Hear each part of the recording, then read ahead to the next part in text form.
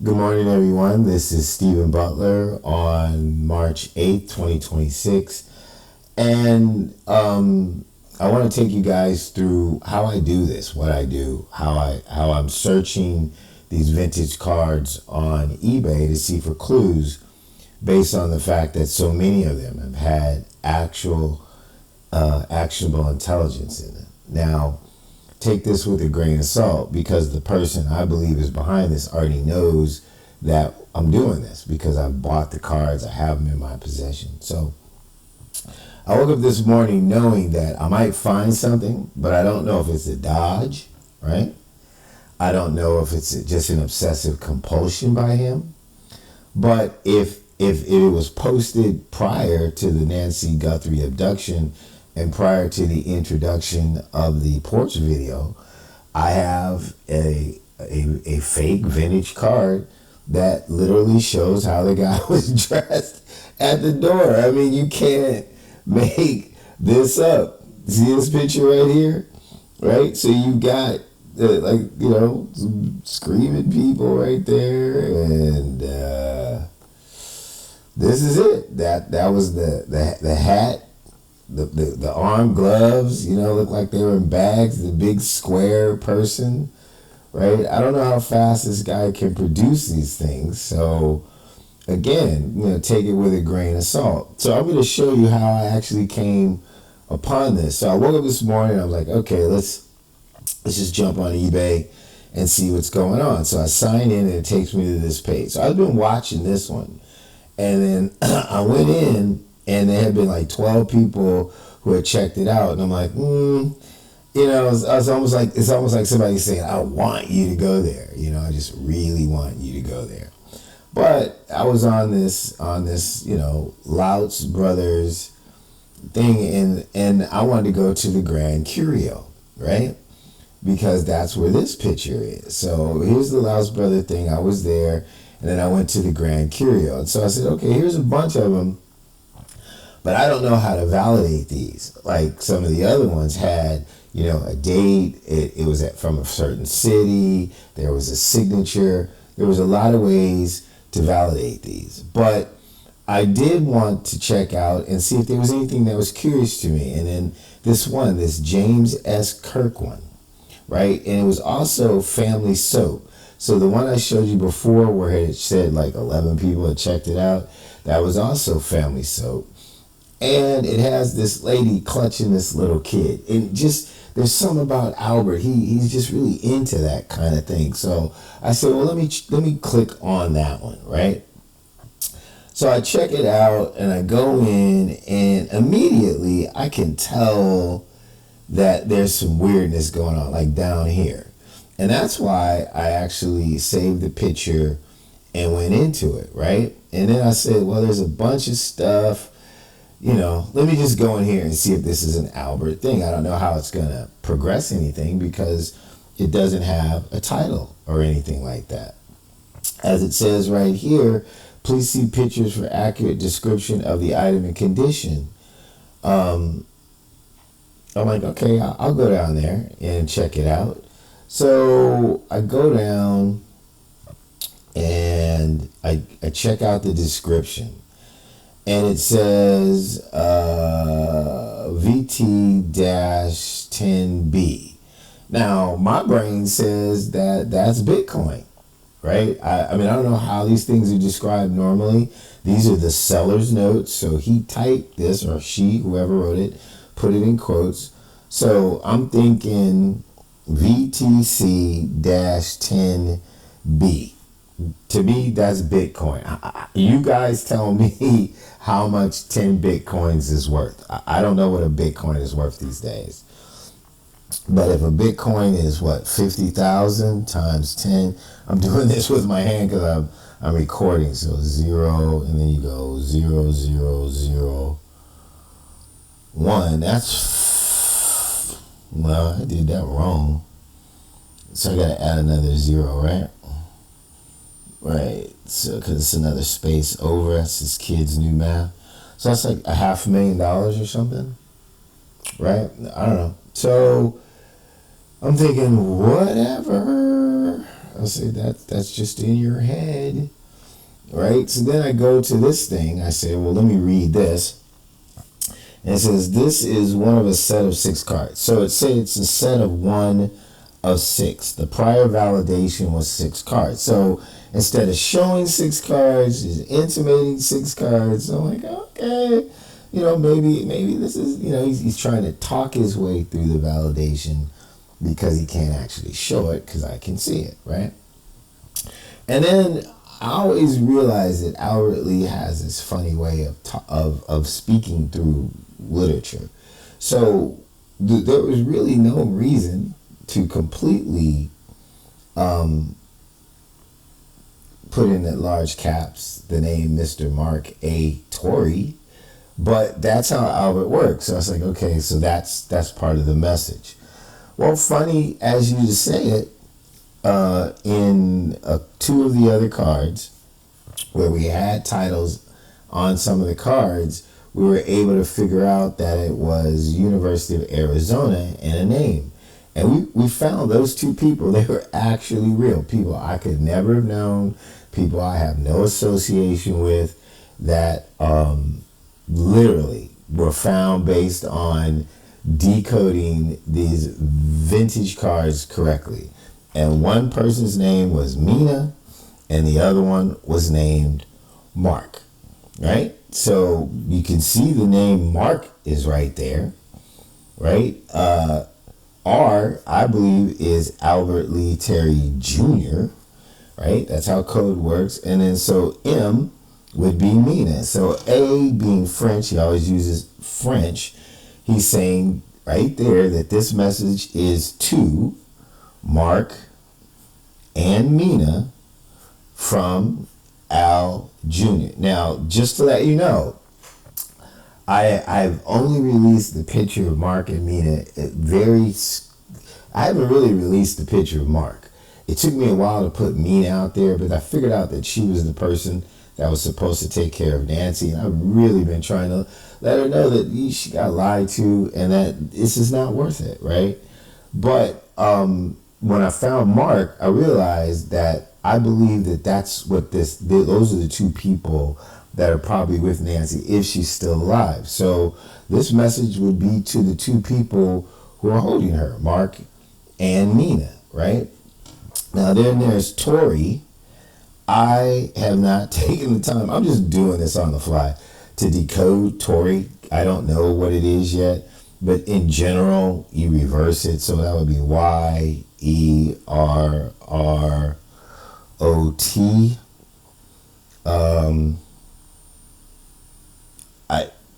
You know what? I'll have to get back to it because I really don't know. I don't have a basis to decode that yet. So again, I'm just doing it. This is how I do it. I just work it one little bit at a time. I think about what's going on. I take into consideration my prejudices. But when I go into the picture, right? Let's see, is this the PNG? Because I can spin the PNG.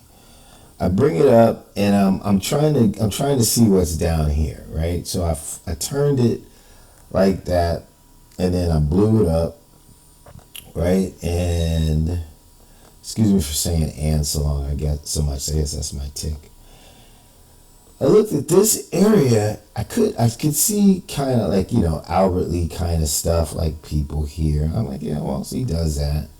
There's something here, some kind of design and this. And I was like, well, I mean, I can see images, but that doesn't get me anywhere. That doesn't get me any closer. It doesn't help the Pima County Sheriff get anywhere. And then I saw a person here, right? Almost looks like a person with big eyes or glasses.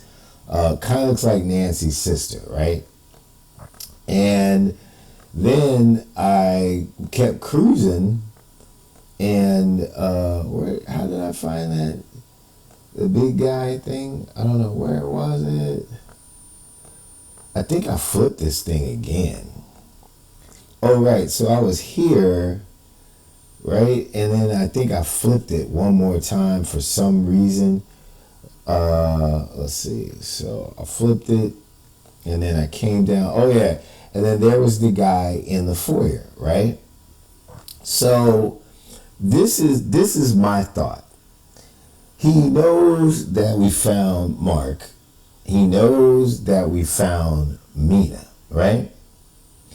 And he knows that they have that, you know, camera footage, whether it's real or not, right?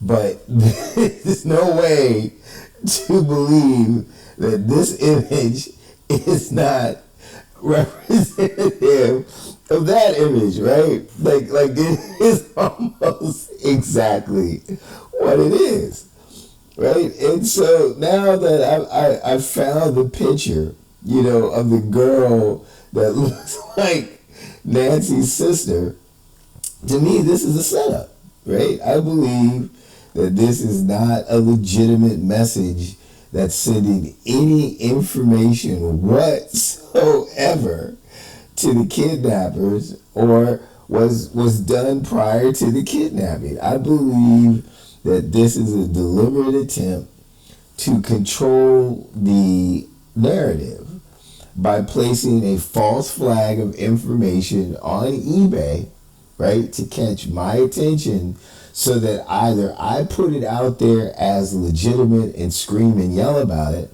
and then when it's researched, we'll find out that it was posted on eBay like 2 days ago, right? You know, or for me, or not to say anything if I grab onto it and go, oh, wait a minute, you know what? I think it's the sister because she's in the vintage card. That's why validations are so important, right? When I was showing you the other cards, and they were definitely posted before the kidnapping. I had seen them before, and they all had a really sophisticated validation, and this is why in cryptology validations are important, because you could be in a submarine and you get a message, right? It looks totally authentic that you're supposed to release nuclear weapons, which is gonna set off World War III and total annihilation as each side retaliates. And if you can't validate that message is correct, the enemy can send you a message to make it look like you started it. And I don't see any validations from the prior protocol that we talked about. And in cryptology, what's important about validations is that you're communicating in a manner that is not traceable. Generally, that means not direct. You're not on the radio, right? Back in the day, today you're not on a cell phone. You're not on, you're not on a wire, something that could be intercepted to give away your location. You're using some neutral public thing like a billboard, right? Or something, a newspaper ad. Like when I was younger, we used to have underground parties. And the invitation would actually be in the personal section. And it would say something like, Dave is looking for Betty. Anybody that has seen John, call this number, right? And you call the number, and if you knew the code, you knew the passcode, you'd get an address. And then the address would be a parking lot. And then once you drove to the parking lot, the guys would be like two guys in like a trench coat and shit, right? And you pull up, and if they liked you and thought you'd be cool at the party, you got the real address. They handed to you. And if they didn't like you, they gave you a bogus address. And they were running the club on Washington Boulevard off of Crenshaw Boulevard in a place called Power Tools. It used to be a Power Tools store. And man, I saw Andy Warhol in that bad boy. It was crazy. They had like little TVs on a reel. We're showing old time TV shows like Bewitched, Star Trek. There were a bunch of trash cans, kind of new trash cans, had beer and wine, and that was it. And other art. And it was like Hollywood elite and gangbangers, right? You had 18th Street, essays, Crips, Bloods, Andy Warhol, right? Reporters, and everybody was cool. right? From Palisades to Harbor City. And these people became friends. And what was funny was that when you went to parties in different parts of town, and snooty people would like try to put somebody down either because they thought they were too rich and too wealthy, or they were too poor and too crazy and gangbangers, that the people that were in this underground club system all knew each other. And we would wink at each other knowing that we were all friends, that we all knew each other, and we could then tell what people were phony. Right? So that's the whole idea of cryptology and secret communications. So I don't really put any stock in this particular vintage card. It doesn't have the natural validations. And that's why I'm kind of doing this video, to show you that it's just not a whim. It's not easy stuff. You have to stay disciplined or you can be easily fooled. So, yes, it has a lot of images in it. It definitely looks like Albert Lee Terry Jr.'s work. He's a master at it, but he is a psychopathic killer that really needs to be stopped. And if, in fact, he did put this false flag out there, what it is additional information and evidence that shows consciousness of guilt. Because if you're trying to put out false information to lead people away from you or what you know, that's probably because you're guilty. And so I'm going to end this. I'm not going to get too much deeper in it, but I hope you understand that my work is serious, that I use my intelligence for good, and intelligence is not a bad thing. People don't hate people for being smart or trying to use their brain. Everybody has a talent. Everybody has a gift. Like, you know, I'm not jumping out of a plane that's working. Okay, I'm not going underwater with an oxygen bomb on my back. Right? These are not my talents. These are not my talents. I'm trying to save a person's life. I'm trying to give ex-murdered people justice in a system that values a person like Jeffrey Epstein over the victims. Right? If you're on the side of all this ugliness and hiding murderers and pedophiles and stuff, man, you are the problem. Seriously. You're talking about conservatives and liberals. It's not about conservatives and liberals. It's about people who actually have a sense of right and wrong. People who actually have compassion. People who actually respect and admire people who try to find a better or higher stage in life versus dragging them down into a hole so that they can feel better about their lack of desire to find their own personal talent. It's not about downvoting people. That is not power. That is a cop-out. That means you got nothing, and so you want somebody else to have nothing. So, again, Miss Nancy Gutherie may be alive. She may not be alive. But the person responsible is very obvious. And anybody that looks at the JonBenet Ramsey ransom note that isn't trying to sell a book, a podcast, a movie, or cover it up for Albert Lee Terry Jr., who's been murdering people since at least 1966, can plainly see that the letters are pictures and pictures are letters. It's not that complicated. And pictures are a lot easier to understand than letters. He literally draws out what they were going to do prior, right? And shows the people that were involved.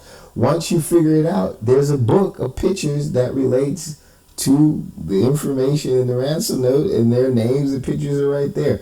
At the very least, you'd want to go talk to them.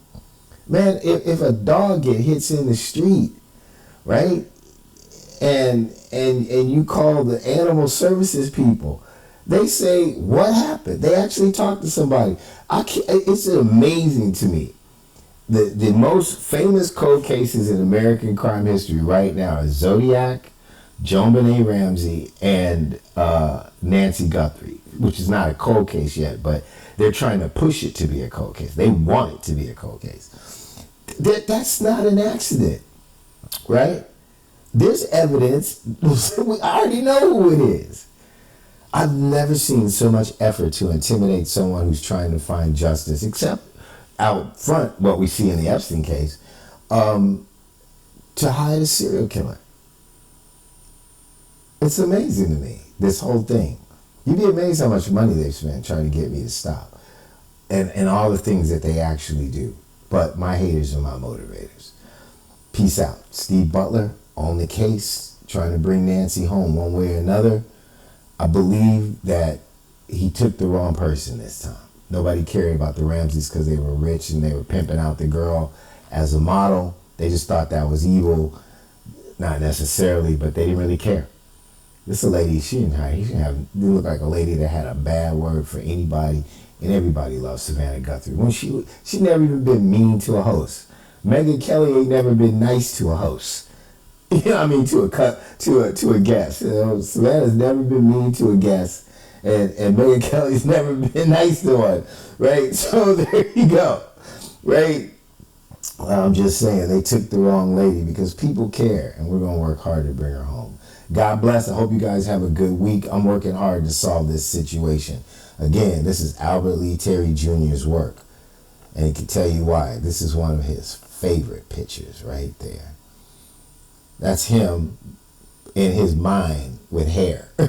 The guy, he's a sick puppy. Oh, by the way, he's actually Friar David Collins, pastor, St. John Apostle, Kingston, Ontario, Canada. Ex-Zodiac faked his death in 1971. They kicked him out because he was a psycho. Peace.